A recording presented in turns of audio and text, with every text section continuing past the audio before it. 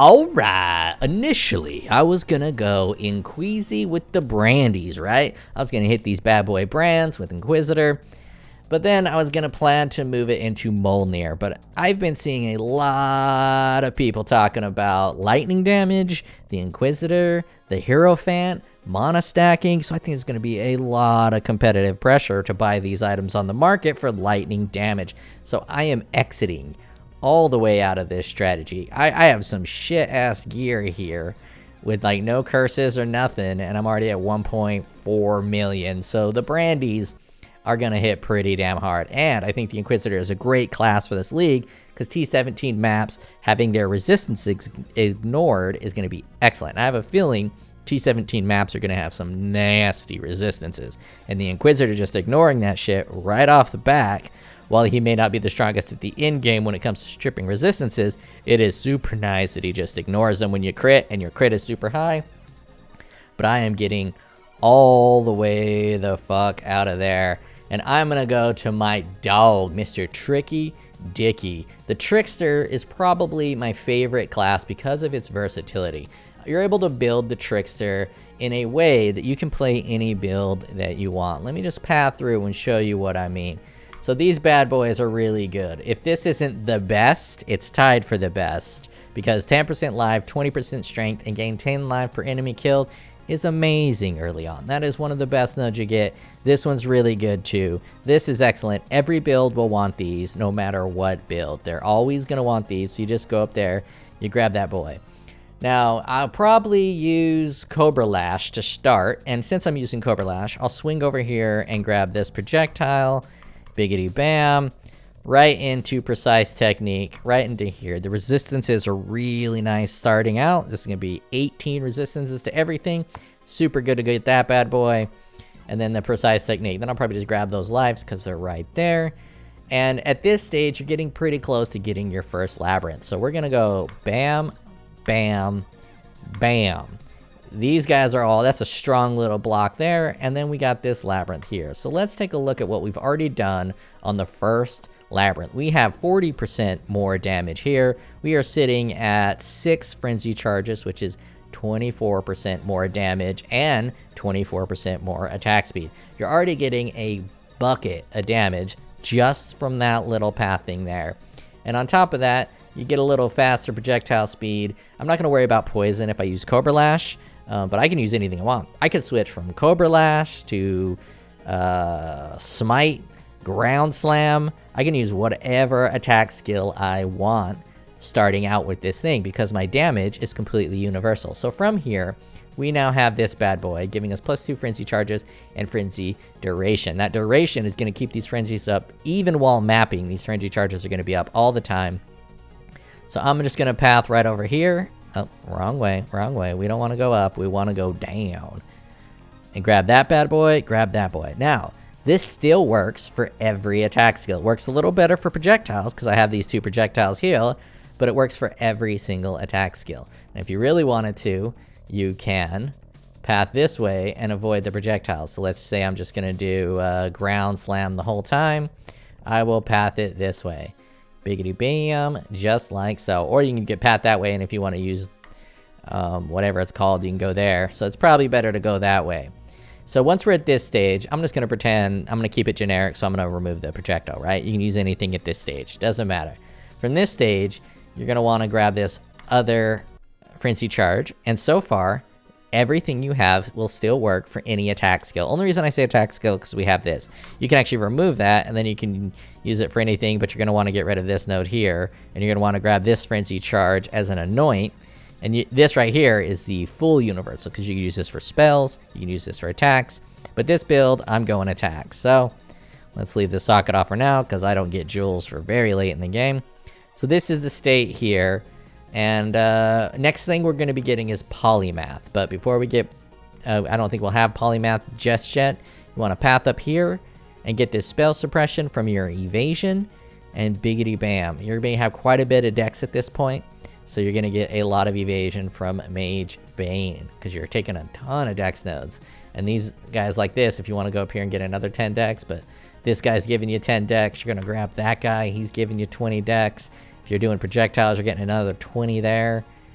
That's where you go from here, and then you're going to be getting polymath. So once you get polymath, you want to get a couple easy grabs, right? 50 life, easy grab. So with polymath, that is 3% more damage, 1% life, 1% energy shield, and 1% mana for each kill. So you're going to be getting mana generation and 3% more damage for each one of these. What else could we grab? We can grab this bad boy. Boom, another 3%. We can, those are the only ones we can grab at the, oh, we got this accuracy one. Boom, another 3%. And that's going to sustain precise technique for a very long time. And then from here, I would probably grab this guy. Because strength is always a little difficult to come by. We're getting 20 strength here, but we're probably going to need much more. So getting this 30 strength is really nice. And these physical damages are great. And then 10% more physical damage. Now let's say that a claw drops, right? I'm going to be using a claw because hopefully I want to be using Cobra Lash. So let's say a claw drops. These nodes here are my favorite claw nodes. 10% attack speed with another 12% attack speed accuracy rating. And this 6 life per enemy hit with attacks is really nice early on. And then from here, all depends on whether I'm using 2 claws. If I'm using 2 claws, the choices are gain 25 life and 25 mana for offhand, or just double the inherent attack speed bonus from dual wielding, which is really nice while leveling. You want that fast attack speed. It's going to be super nice. Or you do leech, but leech kind of sucks until the very, very end. So I will probably grab that one. Bam, another 3%. And I'm rocking some claws, which will be pretty nice. Let's just pretend we're doing Cobra Lash. Let's grab these bad boys again. Now, from here, grab a little life. Grab this guy. We are going to maybe armor and evasion while leeching? I don't really know. Maybe this one's not worth it. Biggity bang. Actually, you know what? That's not worth it. We'll just exit out of there. We'll come this way. Grab these nodes here, and then swing down this way. Because 15% spell suppression if you've hit an enemy recently, which just basically means I'm going to have 15% spell suppression, right? That's really nice. So we're going to go there, biggity bam. Chance for spell suppression is lucky. So now my spell suppression is no doubt capped. And since I have frenzy charges, I can grab this guy with 8% increased evasion for frenzy charges, or you can get immunity to bleed or poison on your helmet. I like to get a helmet with higher armor than evasion to give bleed immunity, because bleed immunity is really nice early on, especially for doing labs, right? Bleed immunity, excellent. Now at this stage, aside from the claw node, and this being physical, so now we're kind of a little pigeonholed to physical, and we have these claws, but if we remove these claws, we are still pretty much able to do whatever we want to do at this stage. We can get anything we want. And let's say that we want to use ball lightning, right? We want to use ball lightning. We're gonna pop out of that. We'll go bam, bam, double cluster jewel, and we can go right into ball lightning with these double cluster jewels, right? Let's say we want to do spectral helix. Well, we would probably use claws again, and biggity bam, we're using spectral helix. Let's say we want to use maces and ground slam. We path out of that. We can still use these. Let's say oh, there's no maces. This is the only mace node. We have to go all the way over to here for more mace nodes. So let's just say we're doing swords and ground slam. So you have these swords nodes here. You pick up those sword nodes, ground slam, got your physical. You know, you just grab a little bit of extra of whatever you're doing. If you want to do axis, it doesn't work that well because I like this precise technique. And this axe node has crit multi on it, which is a dead node. You can grab this bad boy here if you're doing some strikes and you want the extra strike. Non-ball strike skills target 1 additional enemy. So let's say you're doing smite with swords. You grab that boy. Now your smite's hitting another enemy. Or bone shatter, whatever you want to do. You can hit another enemy there. You're not going to have cluster jewels realistically. So that was more of like an end game thing. But let's say you're doing sword. Let's say I find an awesome sword. I like to buy what is really cheap. So let's take a look at some of these one-handed swords. So for instance, if I hit the market and this guy's super cheap, right? Not a lot of damage, but from maps, white maps up to probably like tier 8, these are great. So this will probably be for sale for an alchemy, right? So you just pick this up for an alchemy. Skills fire 2 additional projectiles if you use a movement skill recently. Let's pretend I'm still using, I can't use this with the Cobra Lash, but I can be using weapon throw, spectral throw, or yeah, spectral throw. Something with projectiles that can use a sword. That's really nice, right? So if that drop, I can pick that up super cheap. This guy's never cheap. This guy's never cheap. I could have found one of these, right? So I could switch the whole thing to lightning. I can just put smite on this thing and be good to go. Right here, 20% increased lightning per frenzy charge, and I'm going to be at 8 automatically. One of the good things about frenzy charge builds is the boots that you're going to be using are best in slot all the way across the board, and these are always just 1 chaos. Day 1, these are always 1 chaos. Reliably 1 chaos. In fact, the odds of you finding it on your own are super high. Now, the downside is that the 40 lightning resistance ones, the ones that are really high on the lightning resistance, do get pretty expensive, and is really nice. That 40 lightning res is kind of what makes this best in slot, because 40 lightning res is a really high lightning res node that is what really kind of keeps this from being a complete trash tier gear. Because you got the +1 to frenzy charges, which is great, and the evasion, which is also great, but you don't really need either of those. But on this kind of build, 40 lightning res plus all that stuff really takes it to the next level. It's also really nice that it's an armor and evasion base, which is really good for this kind of build that I'm going to be doing, right? So this is going to be the boots. It's going to get me, and these are universal boots. They work for spells, they work for attacks. This is just going to be the gear that you use always. So ideally, this will take me to maps. I'll be right around this. Level 62 is usually pretty close to where I'm at maps. So this is what it's going to look like when I'm at maps. Let's get out of here because I'm not going to be using that. And at this stage, I am hoping that some of the fast players have Hollow Palm already ready. What is that? I always forget what it's called. I would just call it Hollow Palm because that's what it calls it. One with nothing.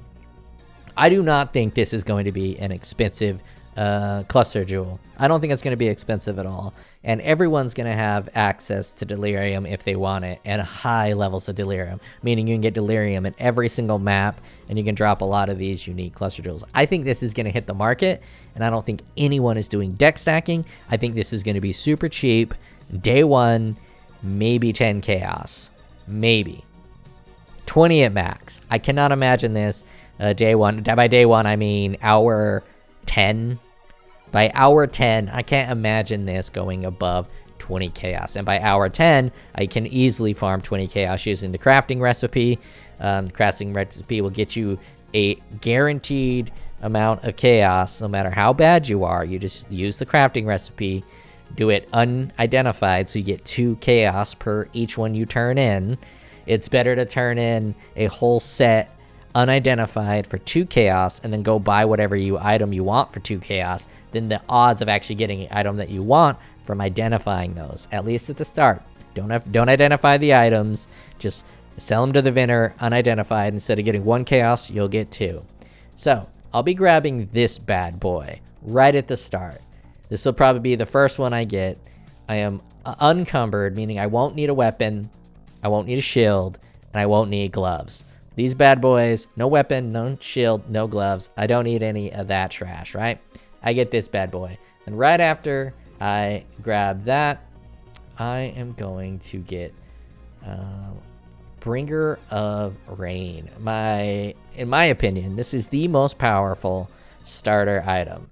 I call it a starter item. You can't really get it at the start. I consider starters at maps. I consider the campaign almost like a walkthrough, right? Because you're not at your build through the campaign. Usually for me, I'm not at my build until I get maps. I can start using the vendor recipe to grab the couple of items I need. I almost always use unique items because I'm guaranteed to get the item, where I'm not always guaranteed to be able to roll something the way I want it to roll. And rolling shit wastes your time. Buying uniques, you're just guaranteed to get it. That's why I like to buy uniques. But the Bringer of Rain is incredible. Bringer of Rain. Nightmare Bassinet. We got level 30 blind, level 30 faster attacks, level 30 melee fizz. You only have to 4-link it, and you are running a 7-link. Now, a lot of people might be saying that level 30 blind is fucking lame. Well, you're an idiot, and you just don't know how powerful blind can be. Blind is incredible, and this is why I pathed right down this way, because I am actually going to get these bad boys, increase the effect of blind, and with that bringer of rain, I'm going to be blinding the shit out of everything. At this point, I'm no longer using whatever that skill was, right? Because I don't have a claw anymore, so I will be using smite likely, or if I can get my hands on Voltaxic Fissure of the Snaking, I'm going to be using Snaky. And Snaky with Hollowed Palm, with all that attack speed, sounds fucking incredible for running through white and yellow maps. Like, man, that just sounds like a lot of fun, and I'm going to love doing that if I can get that gem early enough. If not, Smite works just fine. But since we got Smite, we're going to be going right here. Biggity bam. Targets another enemy as we're going through. Where else will we go? Yeah, right here. We'll grab all 4 of these nodes. And then I like this one. 15% chance to block attacks if you have not blocked recently. That's basically 15% chance to block. And we'll grab this guy. Whenever you block an attack, you have a 25% chance to gain a frenzy charge. This is going to help you sustain frenzy charges for bosses. Now, also, you can easily weapon swap into a bow frenzy build because you're using Hollowed Palm. You just weapon swap, and then you can hit with the multi-shot, life tap, frenzy, bow skill, faster attacks, chaining, whatever the hell you want. Just load that bitch up, and then shoot a few things. You're stacked up on frenzies. You have 200% increased frenzy charge duration and a little bit more. These are going to last 25 to 30 seconds. So at most, you're going to have to weapon swap every 25 seconds for a boss. But ideally, you're going to be killing the boss as fast as 25 seconds. Either way, really good setup at this point. We are level 78. We are getting into early reds. I think I'm early reds by 78, maybe late yellows. Just rocking it up. I would have grabbed that sooner. Oh, we don't need the swords anymore. Biggity bam, biggity bam. And that is my starter. And the next one we grab is obviously one step ahead. Then we'll want to path this way, like so. Grab those bad boys. If you want the polymath, you can get the polymath, but I think we have enough polymath. I don't really like these nodes anymore now that they don't have... you know what? Yeah, let's grab that one. We're going to be doing low life with grace. Low life with vitality, precision, and one of the banners inside of aggro support. I forget what that's called. Aggro support. The one I just call it AGG. An AGG support. So that's going to be taking half of my life total. And then that'll help with this right here, because that's an extra like 3 auras I usually wouldn't have ran because I didn't have the mana for it. And then the other aura I'm going to run is going to be Grace and Purity of Elements. Purity of Elements will make me ailment immune, and Grace gives me a ton of evasion. That evasion plus this blind is a huge defensive layer. Absolutely massive. And we're going to be spell suppression pseudo-capped because of the lucky spell suppression chance. This is going to put us right around 80 to 90 without any gear, and it's going to be lucky. At least it should be around 80 or 90 because of how much dex we got. Boom, boom. Now, the next items we're going to be getting are going to be the dex stacking items. At this point, we'll probably just have a high dex ring, a high dex ring, a high dex belt, and a high dex amulet. And that's enough, right? With Hollowed Palm, that's plenty enough to get you into early reds. You'll easily be getting into early reds by that point. And unless you're a racer, which I am not, I'm pretty slow. I usually get to maps between 6 and 8 hours, and I won't be in red maps until like day 2. At that point, Cyclopean coils should be on the market. Astramentis's should be on the market. So I'll be getting a Cyclopean coil and an Astramentis, and then the build is basically ready to go. The rings, you just pick whatever you want. There's a couple uniques you can use, but I'll probably just go high dex rings, right? And I'm set up all the way to T16.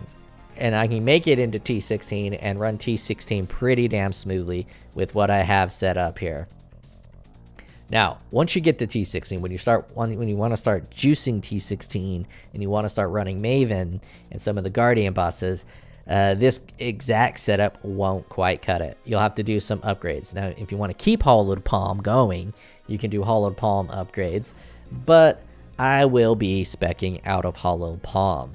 So my plan is to use, I'm not exactly sure the weapon yet, right? I am thinking Nebulock for the weapon. So that is going to be a one-handed mace. Mr. Nebulock right here. Let's go ahead and talk about what Nebulock do. Gain 40% of physical attack damage as extra fire. 4% chaos resistance per endurance charge. 1% reduce elemental damage taken from hits per endurance charge. Add 5 to 8 physical damage per endurance charge and 800 armor per endurance charge. 200 fire damage taken per second per endurance charge if you've been hit recently. Okay, that's the Nebulock. Very low damage item, even with 10 endurance charges. That's only another 50 to 80, and then 40% fire on top of that. It's a very low damage. Attack speed is only 1.4, so it's pretty slow. But the defensive layers of reduced elemental damage and the armor and the chaos resistance is going to be hot. Now you're asking yourself, I'm a trickster. I get +2 to frenzy charge. I don't get +2 to endurance charge. Well, that's where the next item comes along. POE replica badge of the Brotherhood. I'm going to be doing a Nebulock replica badge of the Brotherhood smite build. Now with the smite build, because the smite skill converts 50% of physical damage to elemental, I only have to convert another 50%, which I can do physical to lightning, or I can grab an elemental skill from the tree, and if I grab an elemental skill from the tree, it will be this one. Physical damage added as cold, and then I can convert 40% of physical damage to cold. So I'll be doing cold, I'll be doing lightning, I'll be doing fire, and right now there's 10% physical damage, but I'll convert that 10% somehow. I don't know how yet. Probably a Watcher's Eye. But so it's purely elemental, so we're going to want some penetration. Biggity bam. Now I'm going over, but I'll be removing some of this stuff as I get going. And I like this one. Hits have a 25% chance to treat monster enemy elemental resistance values as inverted. I like this a lot. I don't like to strip resistances. I don't like to do any of that jazz. So I always just select this. And then for my curses, I do something like punishment. We'll give you more damage when they're at low life, right? So that way I don't have to worry about any resistance stripping. Super nice. Super good. Oh, I also want Wind Dancer, right? So we got Replica Badge of the Brotherhood. We have Nebulock. Oh, I gotta talk about Replica Badge of the Brotherhood. I'm gonna be a Trickster with 9 frenzy charges right out the gate by only using the dark gray boots. So with this one, +1 to maximum fortification per endurance charge. Your maximum endurance charges are equal to your maximum frenzy charges. So I will have 9 endurance charges. Now, this is important to keep an eye on. Chance to lose endurance charge when you gain fortification. Now, you need a stable way to gain endurance charges, and you're going to be losing them when you gain fortification. So you don't really want to be using fortification support. So if you put fortification support in a skill like Cyclone with Hollowed Palm, you're going to lose every endurance charge in 1 second, because that's a lot of chance to use endurance charge because you're going to be gaining Fortify. So you don't want Fortify support, but you do want a chance to Fortify. So ideally, you'll probably want to corrupt your Nebulock so it has chance to Fortify on hit. That is one way to go to get Fortify. Another way to go is to use the new pair of gloves. I don't know what they're called. I'm gonna have to browse POE Twitter. That's the only place I know how to get these new items. I know you guys are liking these dance moves. This bad boy right here. Now I don't know if 8's the maximum, but it does have 8 to maximum fortification, 1% increased attack speed per fortification. Melee hits from strike skills gain fortify. So smite is a strike skill, so I'll be gaining fortify from that strike skill, but I will be losing the endurance charge stacks quicker than I can gain them. So I will probably switch to a non-strike skill like volcanic burst of the snaking. That's not a strike skill, so that will be my main skill. I'll slam that down a bunch, and then I'll put a single socket smite somewhere in my build, which is a strike skill, which will gain fortify. And hopefully a single socket smite will hit hard enough to gain me enough fortify. If not, I'll add something like I can just put it on fortify support, but I'll use that to gain the fortification. And so that'll keep it up pretty well. And if it's a Vol Smite, I'm going to want to hit that Vol Smite anyways, because that Vol Smite is hot. And Smite will give you an aura, which will do lightning damage. So it's just kind of a good combo, right? You use Smite to gain your Fortify and give you a little aura. And then you use your Snaky Snake to slam the ground right in front of you. And then it's going to throw shit all around you. So you don't really need to aim with this build too much. You just hit the ground in front of you. When you need fortification, you throw a smite. You put it on like a song. Like I have this little song going on. And you pick a point in the song where you hit your smite. Yeah. And you just smite whenever you hit the beat. Yeah, it'll work real nice. It'll be a lot of fun. And I'm going to be getting +8 to fortification here. And with the replica badge of the Brotherhood, we'll be at +9 fortification. And I'm not going to path over here, but I will grab this node here from the Anoint. So that's going to be an extra 3. So we'll just call it 20. I'm going to have an additional 20 fortification. Additional 20 fortification, which is then going to be 40 fortification. I was stumbling over in my mind 40 fortification.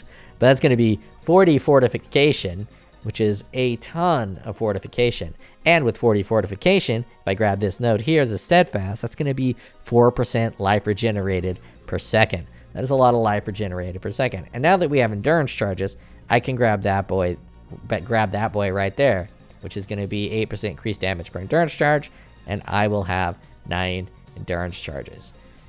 I mean, we'll probably spec right on out of that, like this. And then, how are we going to be gaining these endurance charges? Right here, we have an 8% chance to gain an endurance charge on kill. But there is a unique flask.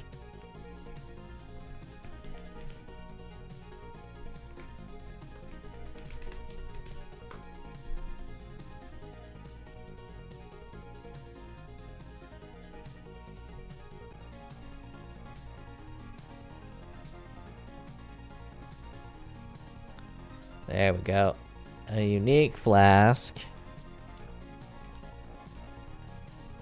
gives you endurance charge. You can use this one, but this one hits you with a little bit of chaos damage. You're going to have some good chaos resistance because of your Nebulock, but I don't really like this one that much. It's kind of handy because it gives you frenzy charges, but I don't really like it. And I don't think you can put this one on auto cast because it's a life and mana, or it's a mana flask. So you can't put this on auto cast, which ain't good because no one wants to cast any potions in this game. So you can use this one with the ward, which is also pretty good. You get a little bit of ward, and with high evasion, ward is excellent, and we will have really high evasion and blinding everything, so even higher evasion. So this ward is actually not that bad. It's an extra 200 life. On a low life character, that extra 200 life is even more powerful. It's more like an extra, 380 life. And, but the one I will be using is this one. Replica Rumi's Concoction. Granite Flask. Gains armor, Everyone likes granite flasks for the armor, right? Reduces those little hits and turns them into nothing.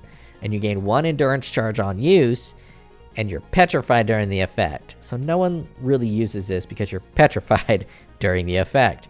However, the Trickster with 1 step ahead is immune to petrification, so it does nothing. It is all upside, and I absolutely love it. This is one of the best things I run on all of my Tricksters, because you just, even if you do nothing, you're getting 3 endurance charges, which is 12% reduced physical damage, some elemental resistances. It is just excellent. But for me, I'll be getting 9 endurance charges. This will be keeping my endurance charges up. Now, if you're fighting bosses that are going to take you a while to kill, you're probably going to want to put Warcry in so you can gain it, or a weapon swap into the Warcry shield that'll just give it to you right away.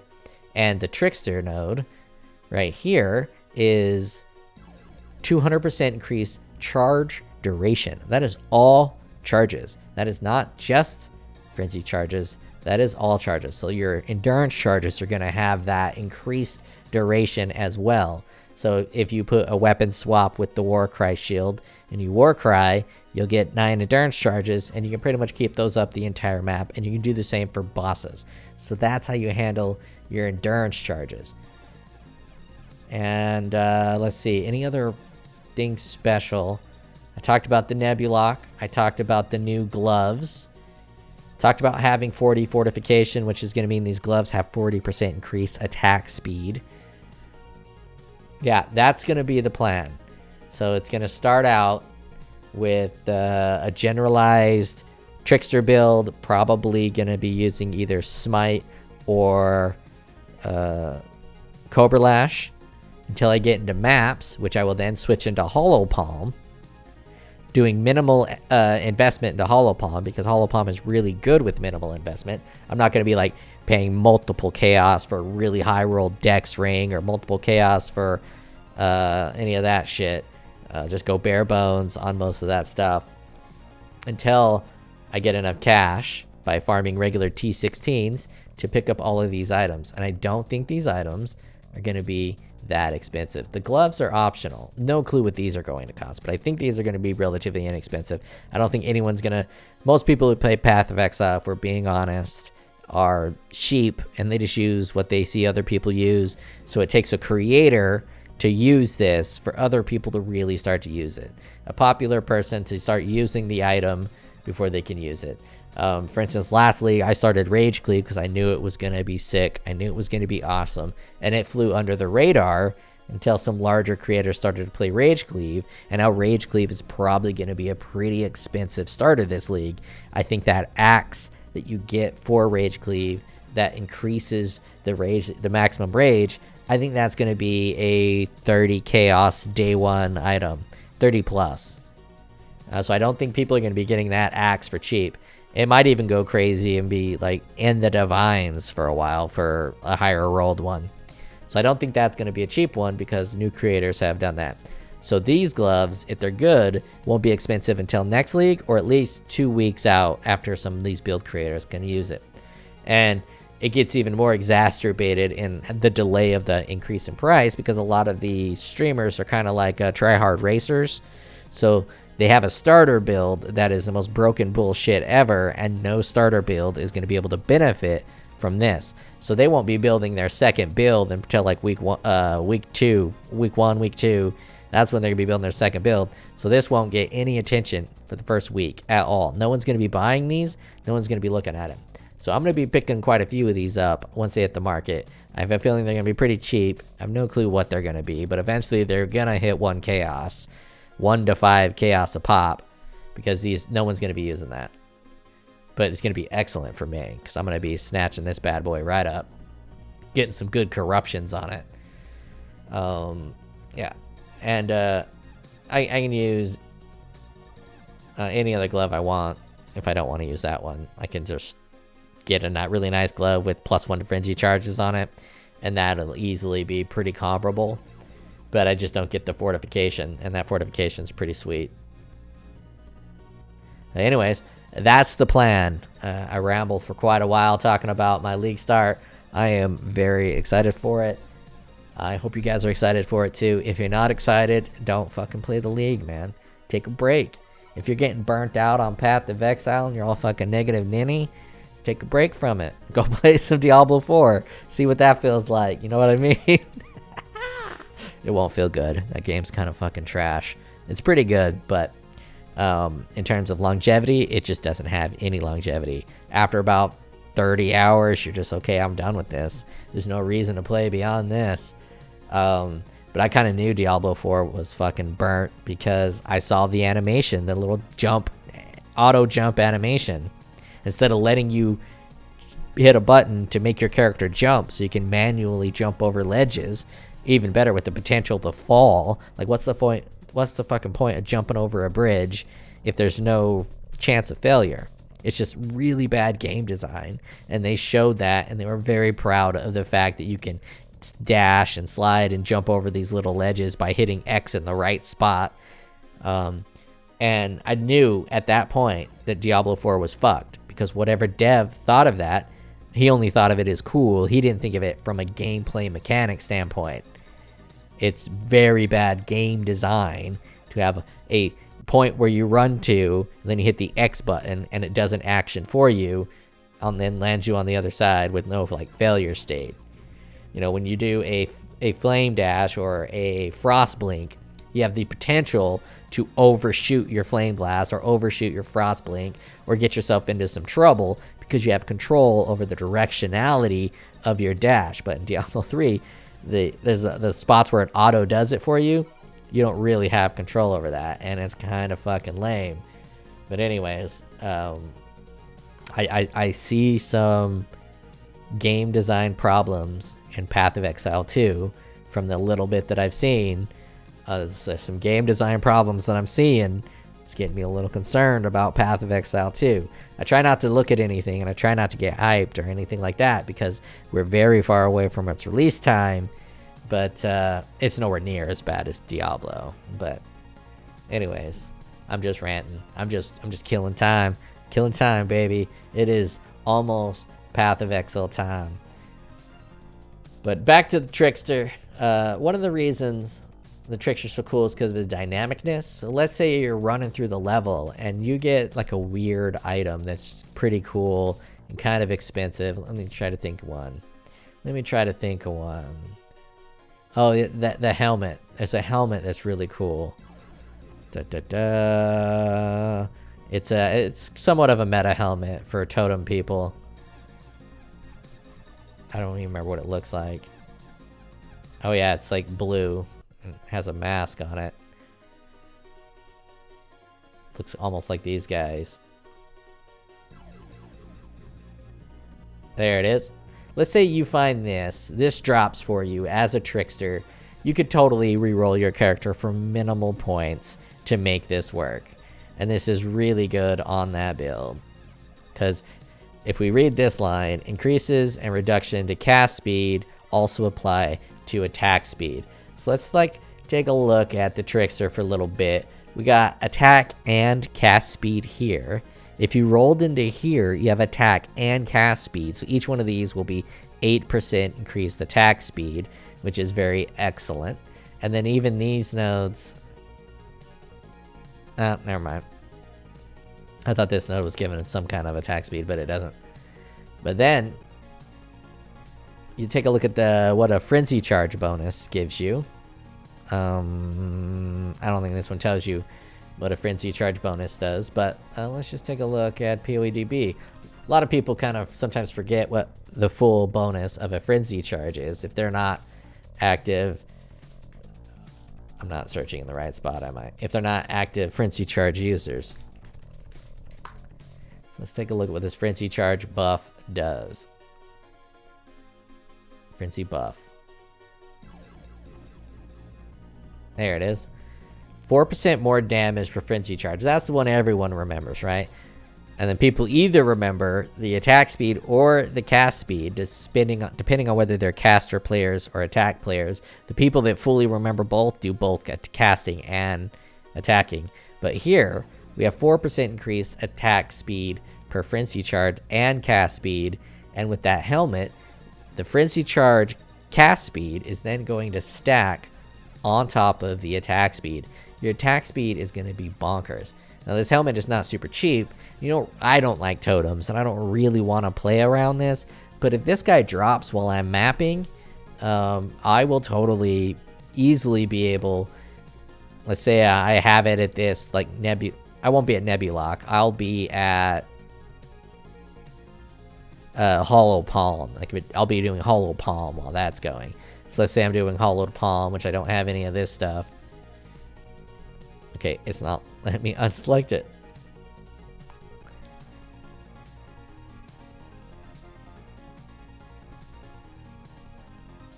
Yeah, right here. That's pretty much all I would really have to do. And then I can go over here and get these totems. And now I'm doing totem shit. Super easy to repath into stuff. And I just love it. I absolutely love the Trickster for that. The Frenzy variation of the Trickster. There's multiple ways you can run Trickster, but running with this Frenzy is super, super good. When it first released, I was a little downtrodden over the fact that it didn't have a Frenzy generator on it. But after using it, the 200% increase charge duration is so much better than a Frenzy generator. That is so much better than a Frenzy generator, and this is just a really good node. Every node that Trickster has is really good except for the Escape Artist. Now, if you're fully utilizing it, it's really good. Really good defensive layer. But I am almost never, ever set up to get +5 evasion for 1 maximum energy shield on equipped helmet. I am rarely using energy shield helmets. I'll use a little bit of a hybrid, but the hybrids aren't that good. Actually, the hybrid's probably the best if you get a really nice roll that has all the hybrid stuff on it, but I'm rarely running energy shield helmets. I'm almost always running armor helmets, and I am almost never running evasion body armors, which you get for the bottom part. I'm almost always running strength-based body armors, or no body armor in the case of having Bringer of Rain. So this node is a complete dead node, which is the only reason I never use either of these nodes, because this node is just always bad for me, which then forces me to go into this node, which is a good node. It is a lot of defenses. It's just unreliable defenses, which isn't that big of a deal when you're, you know, a jabroni like me. I'm not very good at the game. I don't pretend to be. I don't try hard. I just like to play this game because it's fun as shit to get the gear, build the characters, play unique stuff. It's awesome. So that's why I'm in it. But this is probably a pain in the ass for the tryhards, because you try to have to analyze whether you're going to be taking 40% more or less damage. And for the most part, no one's going to be doing that. No one's going to be able to track what... whether they have Heartstopper or the other one, if they even have names, which side you're on. No one's going to be able to mentally track that and then play the game around that, whether they avoid a hit or take a hit or something like that. So it's just dumb. It's just dumb. They should make the effect 20% and let just have it at all times. I hate it. I hate it to death. But anyways, I really like the Trickster. I really like the Trickster as a starter. Very dynamic class. He's might not be the absolute best at any one thing, but he's the best at a lot of variety. You can just do so much with the Trickster. He's in a very good spot. I just really wish they wouldn't have kept the Escape Artist. They should put this there, right? That. So you get forced into taking this one, which no one really wants, but taking this would be way better than taking this. And these nodes aren't quite powerful enough to justify having such a potential dud right in front of them. That's all. I'm done ranting. I'm gonna do some partying, go to sleep, wake up, and it's Path of Exile time, baby.